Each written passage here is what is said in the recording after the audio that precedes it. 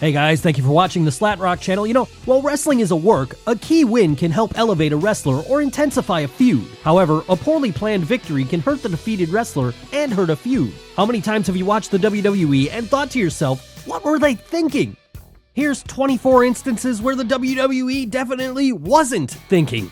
Longtime WWE fans won't be surprised to see Triple H and John Cena come up repeatedly in our list, and not in a good way either. Number 24, John Cena versus Bray Wyatt, WrestleMania 30. You've got to give Bray Wyatt considerable credit for consistently staying over with the WWE fans despite inconsistent booking. After the Wyatt family's debut in 2013, Bray mystified fans with his cryptic promos and incredible control over minions Eric Rowan and Luke Harper. The Wyatts battled some of the WWE's top stars including Kane, Daniel Bryan, and CM Punk, even defeating The Shield in six-man action at 2014's Elimination Chamber pay-per-view. Then it happened. Bray Wyatt confronted John Cena, claiming Cena's heroic persona was a sham. In a case we'll see several times here, Cena won the match, ending Bray Wyatt's undefeated streak. A win over Cena at Mania would have likely shot him into the main event. Instead, it left fans wondering whether Bray was worth getting behind. Number 23, Sheamus versus Daniel Bryan, WrestleMania 28. Despite fan adoration, WWE was determined to kill one of its most promising superstars by any means necessary. At WrestleMania 28, you could almost hear Triple H's words, "I came not to praise Daniel Bryan, but to bury him." Consider this, Bryan was World Heavyweight Champion going into the match, yet he opened the show. If that wasn't embarrassing enough, Daniel lost the match in just 18 seconds after Sheamus caught the soon-to-be ex-champ with a brogue kick while Daniel was busy smooching storyline girlfriend AJ Lee. Number 22, Big Show versus Brock Lesnar, Survivor Series 2002. We could probably do an entire video on how Big Show was misused in the WWE so much that one year he's unstoppable, and the next he's a 7-foot-plus jobber to the stars. Back in 2002, Brock Lesnar seemed capable of everything but having his shoulders pinned for a 3 count. Brock blitzed his way to the WWE Undisputed Championship a mind-boggling 126 days after his debut, pinning The Rock at SummerSlam and becoming the WWE's youngest world champion at the time. Something even more mind-boggling was his title defense against The Big Show at 2002's Survivor Series. Although Lesnar's manager Paul Heyman advised Brock not to fight The Big Show, a competitive Lesnar refused to back down. After hitting the F5 on Big Show, Brock learned he'd been had by Heyman, who pulled the referee out before he could make the count. A distracted Brock fell prey to The Big Show and Heyman's betrayal. Instead of continuing his undefeated streak, the next big thing lost considerable momentum. Although the tainted loss was designed to turn Lesnar face, his subsequent heel turn less than a year later left fans wondering if the WWE knew how to book Lesnar. Number 21, Wade Barrett versus John Cena, TLC 2010. We've talked about Wade Barrett in previous videos. He's a talented worker with charisma and the ability to talk. However, WWE always found a way to waste his talents. Poor Wade should have known when the Nexus angle started and Super Cena single-handedly crushed the Nexus. Even when Barrett and the Nexus forced Cena to join the Nexus per a match stipulation, Cena tormented the group of rookie WWE stars. Eventually, Cena goaded Barrett into a chairs match at the 2010 TLC show. Cena would literally bury Barrett in a pile of steel chairs, helping to bury his career as well. Number 20, Randy Orton versus Christian, Extreme Rules 2011. After years of hard work, Christian won his first World Heavyweight Championship in WWE, defeating Alberto Del Rio at 2011's Extreme Rules pay-per-view. After a long reign, Christian would finally drop the belt to Randy Orton. Of course, we're talking the WWE, so in this case, a long reign meant 5 days later on SmackDown. While the long-term goal was to show Christian grow frustrated with wrestling the belt back, eventually turning heel, his short reign and struggle to recapture the belt left fans thinking he might have been better off without the belt. When Christian won the belt from Orton by disqualification at 2011's Money in the Bank, the match stipulation held that the belt could change by disqualification, he didn't hold the belt long, losing it back to Orton at the next month's SummerSlam. The WWE still thinks any kind of world title reign elevates a wrestler, but as Dolph Ziggler and Jack Swagger have shown, a world title reign can be nothing but a footnote on a wrestler's career. Number 19, Kevin Nash versus Goldberg, Starrcade 1998. Bill Goldberg equals monster killer and top star of your company who fans haven't gotten tired of yet. He has an undefeated streak gimmick that fans haven't gotten tired of yet. What do you do at your biggest event of the year? Yep, you defeat him via cattle prod and have the nearly 40-year-old and already established Kevin Nash be the man to end his streak. Let's just put it this way, the result of this match led into the finger poke of doom and ended the only world title reign of WCW's biggest homebred star. Number 18, Batista, Royal Rumble 2014. At the time, this had to be the angriest I've ever seen the WWE fanbase as a collective. Batista came back when nobody really wanted him to and stole the WrestleMania main event away from a man who became the most over babyface since CM Punk in 2011 in Daniel Bryan. While an even worse situation came a year later, this one was still plenty bad given what the WrestleMania main event looked like after this match. Randy Orton versus Batista for the world title in 2014? Bleh. WWE's tone deafness was on full display here, but given that they rectified their mistake for Mania 30, the sting of this hurts less. Number 17, Y2J versus AJ Styles, WrestleMania 32. After years of fan anticipation, AJ Styles entered the WWE, leading the WWE Universe to wonder who would be Styles' first opponent. Fans were all the more excited when they learned Styles would keep his character name and finisher, which meant no worries about Styles becoming the Red Rooster too. After a brief team with Y2J, the always mercurial Jericho turned on Styles. Fans anticipated their match, knowing it would be a technical classic. Jericho won the match, pinning Styles after hitting a codebreaker. Who won the rematch? Nobody, because WWE immediately put Styles into a program with Roman Reigns for the WWE World Heavyweight Championship. Common sense says you give your challenger some momentum going into a title match, which begs the question, what purpose did it serve to have Styles lose to Jericho? Number 16, Damien Sandow versus John Cena, Money in the Bank cash-in. Since its debut at WrestleMania 21, the Money in the Bank ladder match contract has helped to shoot up-and-coming stars to the top, giving its winner the chance to become world champion at the time and place of their choosing. When rising star Damien Sandow won the July 14, 2013 Money in the Bank match, fans had to be excited about Sandow's prospects of becoming a world champion. After all, only one man had failed to successfully cash in his contract. If men like Jack Swagger and Dolph Ziggler could become world champions, Sandow seemed a shoo-in. Regrettably, Sandow cashed it in against John Cena on the October 28, 2013 Raw, so you can see nothing good is coming. Here, Sandow became the second man to unsuccessfully win. Many fans point to this very match as the beginning of Sandow's slippery slide into obscurity, culminating in his release in 2016. If Sandow had won, the WWE could have had a new main eventer. Instead, they had the same main eventer, who has an annoying habit of killing people's pushes, John Cena. Number 15, Alberto Del Rio versus CM Punk versus John Cena, Hell in a Cell 2011. Once again, long-term planning went out the window with a booking decision that left fans scratching their heads like they needed dandruff shampoo. CM Punk was white-hot after his pipe bomb promo and the subsequent Summer of Punk that had him challenging the powers that be at WWE, an angle reminiscent of Stone Cold Steve Austin's battles with Mr. McMahon. With his contract ready to expire, Punk kept the fans on the edge of their seats as he threatened to leave WWE with the title belt he'd won from John Cena. When Punk re-signed with WWE, fans wondered what new heights Punk would reach. In this case, none, as he lost the WWE title to Alberto Del Rio after Kevin Nash attacked Punk at SummerSlam and Del Rio cashed in his Money in the Bank contract. After that, Punk put over Triple H before facing Del Rio and Cena in a Hell in a Cell match for Del Rio's title. Instead of putting the belt back on Punk, Del Rio kept the belt, albeit with help of a lead pipe, by pinning Punk rather than Cena. While Punk ultimately won the belt back, holding it for an amazing 434 days, it made little sense for Punk to get pinned as it took away his momentum in any future matchup with Del Rio. Number 14, Triple H vs. Booker T, WrestleMania 19. Triple H buries yet another superstar, and in this case, a well-deserved Booker T. By 2003, Booker T had already been Tag Team Champion and Hardcore Champion in WWE. Triple H had been attacking and insulting Booker in the run-up to the 2003 match, going far beyond the usual air of contempt for wrestlers Triple H felt superior to. On Raw, before the WrestleMania match, Triple H's promo seemed to be intended to destroy Booker, not build up their match. The game made a mockery of the World Heavyweight title that Booker held in WCW and brought with him to WWE, exaggerating the relevance of David Arquette having held the title. Moreover, Triple H resorted to making comments that were arguably racially insensitive, stating that people like Booker T weren't allowed to reach the status Triple H held at the time. Booker T did not get to retaliate on the mic or with his fists, no matter how harsh Triple H's comments became. It must have been scripted so. He out-wrestled Triple H and pulled out all the stops, yet he lost after receiving only one pedigree from Triple H. Such an anticlimactic ending to have been scripted. The original plan was for Booker to win and become World Heavyweight Champion, but Hunter convinced management that it was the wrong move and successfully had the match changed so that he would retain the gold. He convinced the management that he would be the right guy to start a feud with Goldberg. Number 13, Mark Henry vs. Ryback, WrestleMania 29.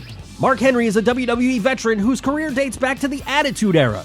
He's a formidable opponent and at times has been portrayed as a juggernaut. At this point in his career, there was no reason why he couldn't put Ryback over. Ryback would have had a great rub with a win over Henry, continuing what had been a strong push. Instead, he did the JOB on WWE's biggest show of the year, leading some fans to wonder who the Goldberg wannabe thought he was. Number 12, Triple H vs. Sheamus, WrestleMania 26. Sheamus got quite the push at the end of 2009, debuting on the October 26, 2009 Raw, and winning the WWE title in a tables match at December's Tables, Ladders, and Chairs pay-per-view. While the title win could have been seen as a fluke, after all, Cena wasn't pinned or forced to submit, the WWE kept the belt on Sheamus until the February 21, 2010 Elimination Chamber pay-per-view. Sheamus immediately went into a program with Triple H, facing the Cerebral Assassin at WrestleMania 26. Triple H won the first match, unusual for a feud. The next month at Extreme Rules, Sheamus defeated Triple H, sidelining him for 10 months with a storyline injury. Number 11, Triple H vs. Randy Orton, 2009, WrestleMania 25. Here we have a classic example of how narrow-minded booking hurts a feud. In early 2009, Randy Orton got involved in a fantastic program that saw him lay out Vince McMahon with a punt kick. When daughter Stephanie confronted Orton, Triple H ran in for the save, starting a feud with Orton and revealing that he was Stephanie's husband and a McMahon in-law.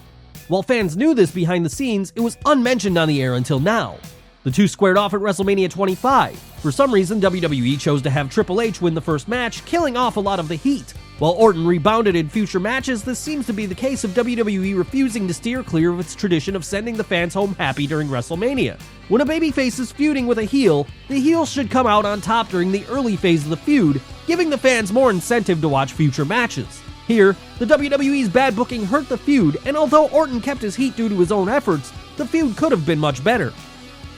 Number 10, Hulk Hogan vs. Randy Savage, WrestleMania 5. Despite what you may have heard elsewhere, Hulk Hogan did not take time off after WrestleMania 5 to film No Holds Barred. Hogan took time off after WrestleMania 4 to star in the film, which was the reason Randy Macho Man Savage won the WWF strap at WrestleMania 4. Savage's role was to keep the WWF title on a popular babyface spot while the Hulkster was away, then build up a feud for the following year. And that's exactly what happened.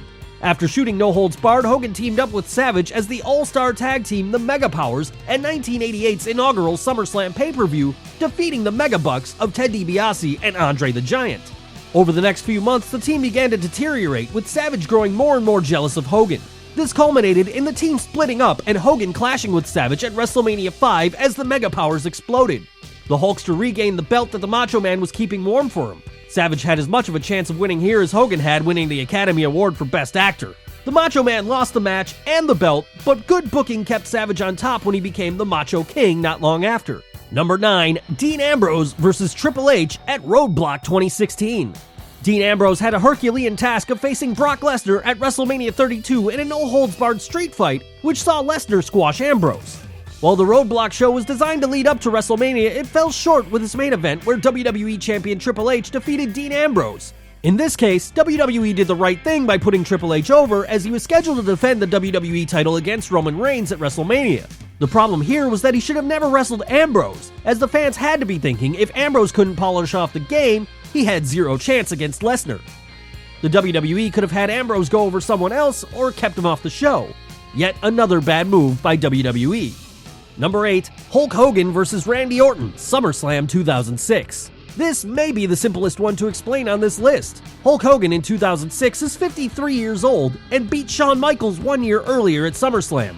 So surely he's going to lose to young star Randy Orton, right? Oh please, this is Hulk Hogan. For seemingly no reason at all other than ego, Hogan defeated Orton with the old leg drop of doom and pinned Orton 1, 2, 3. I don't even have a joke right here. It's just Hogan being Hogan, brother. Okay, I managed to get that in there. We're good. Let's go. Number 7, John Cena vs. Kane, 2012. In late 2011, WWE fans were intrigued by promos showing wrestler Kane, the mask, and the title, Kane Resurrected.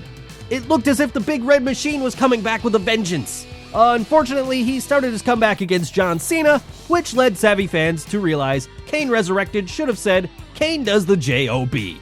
The two wrestled to a double countout at the 2012's Royal Rumble, and Cena dispatched Kane in an ambulance match at the Elimination Chamber pay-per-view, ending the feud and any chance of fans taking Kane seriously. Number 6, Rusev vs. John Cena, WrestleMania 31. Powerhouse wrestler Rusev debuted at 2014's Royal Rumble, beginning a year-long campaign of destruction that saw him steamroll opposition, winning the US Championship on November 3rd, 2014 from Sheamus. Rusev and manager Lana seemed unstoppable, with Rusev successfully defending the title. At the February 22, 2015 Fastlane pay-per-view, Rusev even got a win over John Cena. Was the WWE really going to get Rusev over as a monster heel? Of course not. At WrestleMania 31, Cena defeated Rusev in a rematch for the US title. Although Rusev dominated the match, an inadvertent distraction by Lana allowed Cena to hit the attitude adjustment on Rusev, becoming the first person to pin Rusev. Rusev was never the same again, losing again to Cena at Extreme Rules in a Russian chain match, and then at Payback in an I Quit match. While it's arguable Cena should have eventually won, losing 3 matches to Cena just killed Rusev's push. Hopefully, Rusev's current program with Roman Reigns will get him back on track. Number 5, John Cena vs. Brock Lesnar, Extreme Rules 2012. When Brock Lesnar returned to the WWE, fans weren't sure how WWE would push him since Brock had left on bad terms. Brock attacked Cena when he returned to the company, setting up a match between the Beast and the WWE's #1 face. Rather than putting Lesnar over, the WWE had Cena win the match. What was strange was that Cena struggled through the rest of 2012, including a pinfall loss at the next month's Over the Limit pay-per-view to John Laurinaitis of all people. Way to push the Beast right out of the gate. Number 4, Triple H vs. Goldberg, SummerSlam 2003. Cage matches have traditionally been the place that babyfaces can get their hands on a heel and settle a score. The Elimination Chamber takes things to a higher level by having a number of superstars compete to the finish. Here, Bill Goldberg would have had the ultimate victory by defeating his fellow challengers and WWE Champion Triple H. Instead, Ric Flair slides the sledgehammer and Triple H cheats his way to victory. Although Goldberg eventually won the belt, a SummerSlam win would have been much more glorious, giving WWE fans unfamiliar with Goldberg more reason to support him. Number 3, Hulk Hogan vs. Jeff Jarrett, Bash at the Beach 2000. Hulk Hogan had creative control in WCW, which meant he could nix anything he didn't like. In this case, Booker Vince Russo wanted to put over younger talent like WCW World Champion Jeff Jarrett by having him pin Hogan. One story, at least according to Hogan, is that Rusev wanted Hogan out of WCW and he'd offered him a chance to do a stretcher job or have Jarrett lose by disqualification. According to Hogan, either way the match ended, Hogan would never return to WCW, so he exercised his creative control and demanded he win the match and the title. Whether or not this is true, the match ended with Russo ordering Jarrett to lay down in the ring and do an obvious JOB for Hogan, breaking kayfabe. After the match, Russo cut a brutal promo on Hogan, accusing him of being responsible for everything that was wrong with WCW. The book, The Death of WCW, details how Hogan angrily left the ring and the company, filing a defamation lawsuit against Russo. Number 2, Sting vs. Triple H, WrestleMania 31. This is a perfect example to once again prove that Vince doesn't like WCW talent.